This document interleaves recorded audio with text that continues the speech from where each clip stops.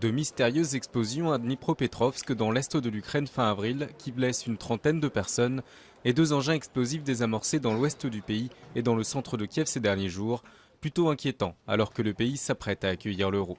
Mais les autorités ukrainiennes assurent que toutes les mesures ont été prises pour assurer la sécurité de cet événement. Ce qui les préoccupe officiellement, ce n'est pas tant ces actions non revendiquées que les débordements potentiels des supporters pendant les matchs. Le pire scénario serait que les supporters, les ultras, se battent entre eux. Les policiers sont prêts et ont des moyens supplémentaires. On peut en réquisitionner dans les villes environnantes, donc nous aurons plus de policiers. Plus de policiers, pas sûr que cela soit suffisant pour dissuader les ultras. Bagarres, vandalisme et manifestations racistes et xénophobes sont en effet monnaie courante dans l'ancienne République soviétique. Il y a toujours des supporters fous, des fans qui voudraient se faire remarquer en attaquant des groupes de supporters étrangers.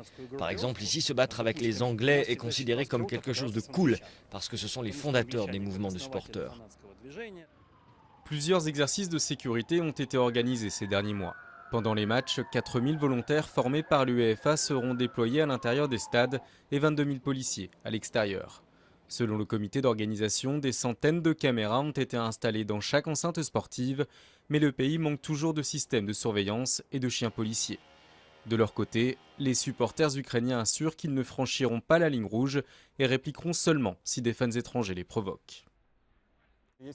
Si des gens pensent qu'ils peuvent nous donner une leçon, nous dire comment nous devons vivre ou qui se comporte mal avec nos femmes, nous réagirons. S'il y en a qui veulent voir l'Ukraine apprendre des choses sur l'histoire ou visiter les monuments, alors nous aurons une autre attitude.